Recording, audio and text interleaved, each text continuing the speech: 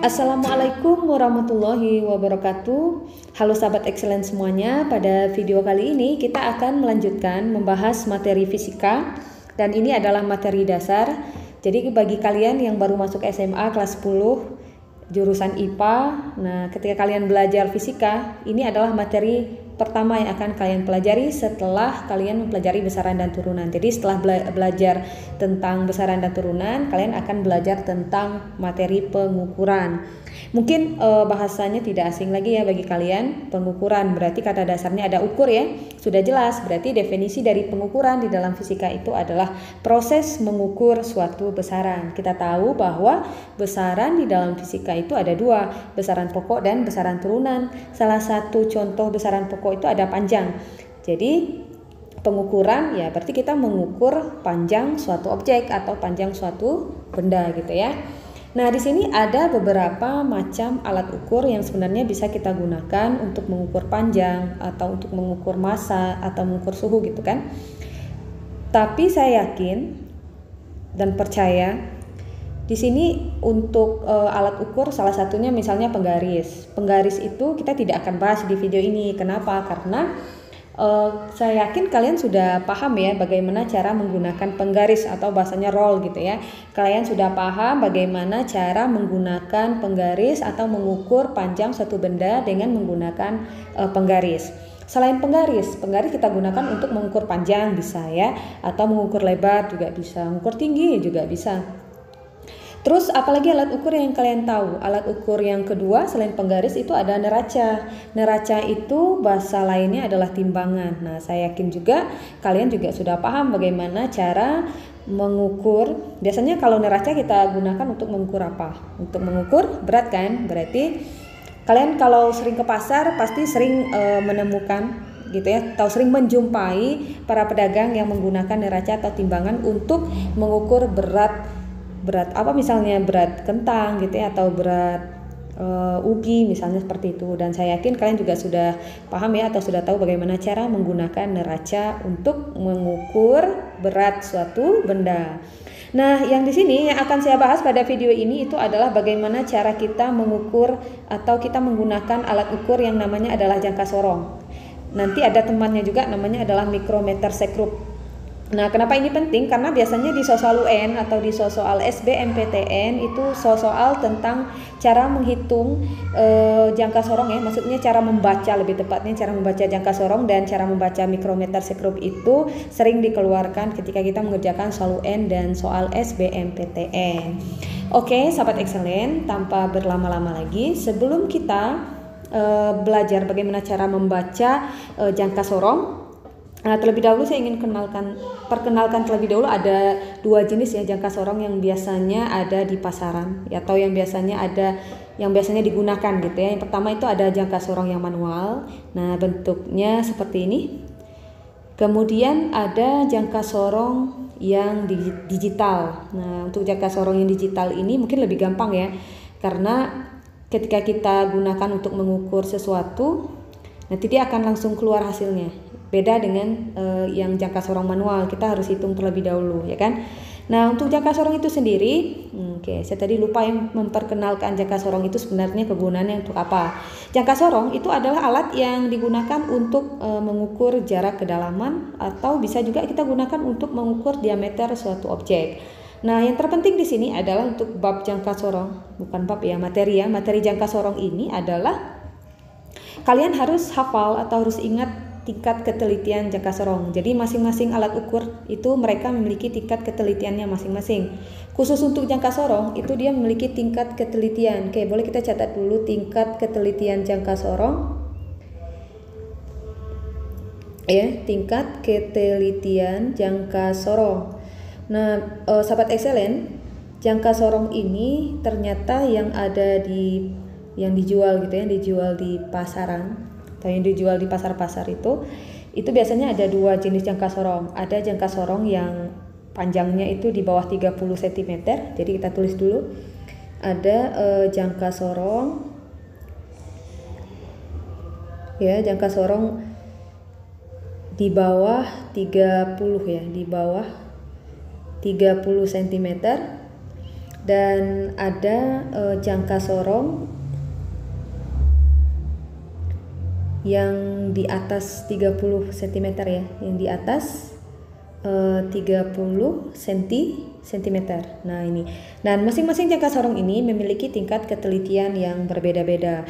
Kalau jangka sorong yang di bawah 30 cm itu dia memiliki tingkat ketelitiannya itu adalah 0,005 cm. Sedangkan untuk jangka sorong yang di atas 30 cm dia memiliki tingkat ketelitian itu adalah 0,01 cm. Nah, yang terpenting bagi kalian supaya nanti bisa membaca jangka sorong itu adalah tingkat ketelitiannya. Oke. Nah, sekarang untuk lebih jelas kita langsung lihat contoh soalnya bagaimana cara membaca jangka sorong. Kita coba bahas untuk soalnya. Nah, di sini ada gambar ya, gambar jangka sorong, dan ini ada seseorang yang melakukan pengukuran dengan menggunakan jangka sorong dan kita diminta untuk menentukan besarnya hasil pengukuran dengan menggunakan jangka sorong ini. Oke, sahabat excellent, tadi di awal saya lupa menjelaskan di dalam jangka sorong itu ada beberapa bagian terpenting harus kalian tahu, yaitu tentang skala ya. Jadi pada jangka sorong itu ada dua skala. Yang di bagian atas ini namanya itu adalah skala utama ya, sedangkan yang di bagian bawah itu namanya adalah skala nonius, atau mungkin di beberapa buku ada juga yang menyebutnya dengan skala pelengkap ya, sama saja ya. Oke, sorry, ini kita ganti, ini soalnya ini seharusnya 10 ya. Oke, bukan 1, 10.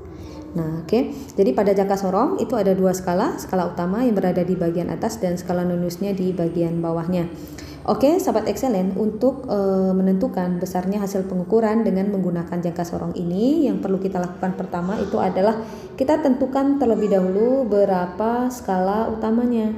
Nah, karena yang kita ingin cari adalah skala utama, berarti kita lihat angka yang berada di bagian atas. Nah, jadi kita fokus pada angka yang berada di bagian atas ya. Jadi yang angka yang bagian bawah kalian tidak usah hiraukan.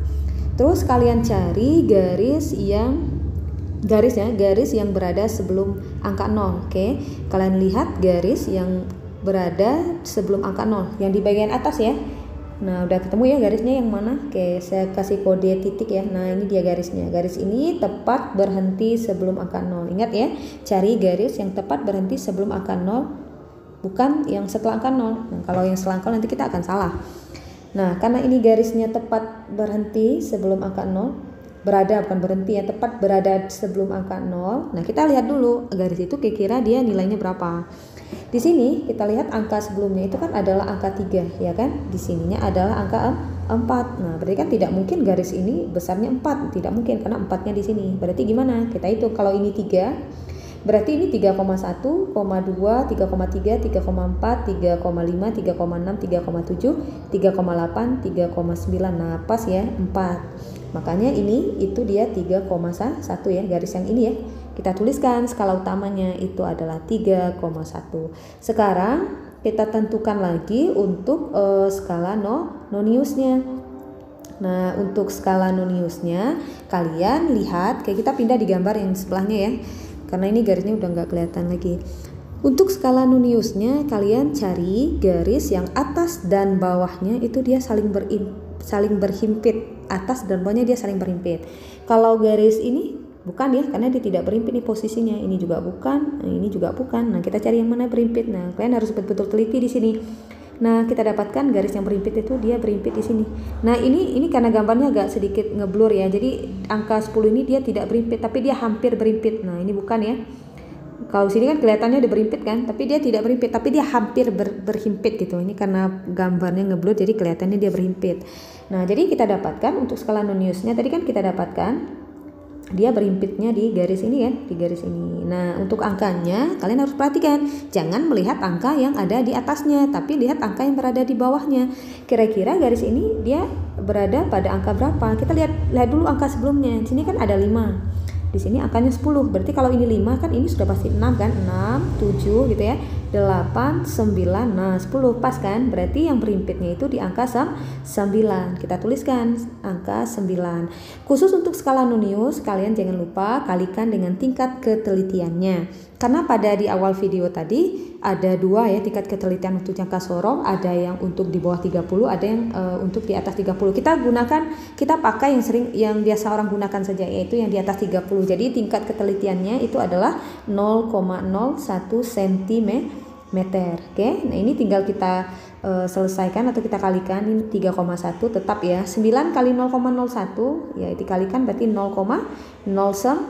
Nah ini tinggal kita jumlahkan, kita dapatkan 3, kita jumlahkan dapatnya adalah 3,19 cm. Oke, jawaban yang mana sahabat excellent yang benar? Apakah A, B, C, D atau E? Oke, benar sekali, jawabannya adalah yang A. Oke, sahabat excellent, supaya kalian lebih paham lagi, kita lihat untuk contoh yang berikutnya. Kita coba soal yang berikutnya. Katanya seorang siswa mengukur diameter sebuah pipa menggunakan jangka sorong seperti terlihat pada gambar berikut. Nah, yang ditanyakan berapa diameter pipa tersebut. Oke, jadi dia mengukur dengan menggunakan menggunakan jangka sorong ya. Nah, kalian ingat lagi, yang harus kita cari adalah skala utamanya. Oke, kita cari terlebih dahulu skala utama. Skala utama berarti kita perhatikan angka yang berada di bagian atasnya. Oke, angka yang di sini ya. Nah, kalian cari garis yang posisinya atau garis yang posisinya sebelum angka 0, yang paling dekat ya. Posisinya sebelum angka 0 dan paling dekat dengan 0. Nah, udah ketahuan ya garisnya yang ini. Oke, saya kasih kode titik ya. Nah, ini dia garisnya. Kita lihat kira-kira garis itu nilainya berapa.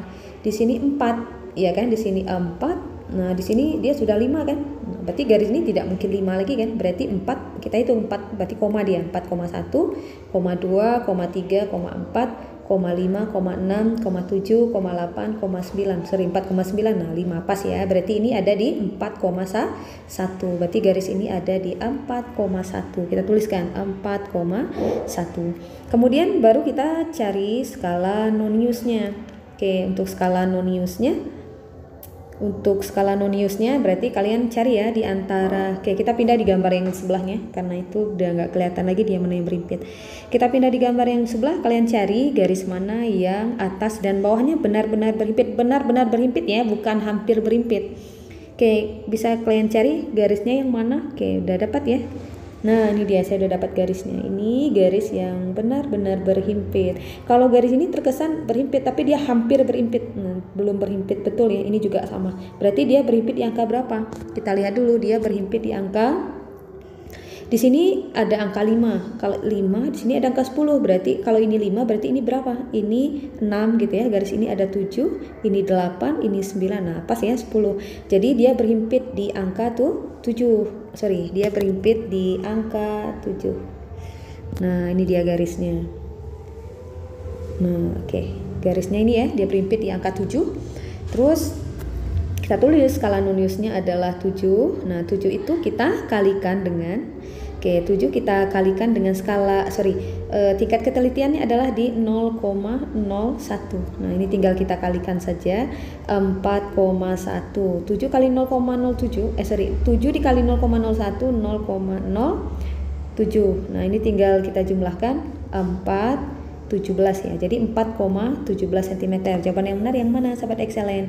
A, B, C, D atau E? Oke, benar sekali. Jawaban yang benar adalah yang A. Oke, sahabat excellent, dari 2 contoh yang saya berikan ini semoga kalian paham. Jika ada yang kalian masih ragukan, kalian bisa kirimkan melalui via WA yang ada di deskripsi di bawah, atau kalian langsung komen di kolom komentar di bawah. Oke, terima kasih, semoga bermanfaat. Assalamualaikum warahmatullahi wabarakatuh.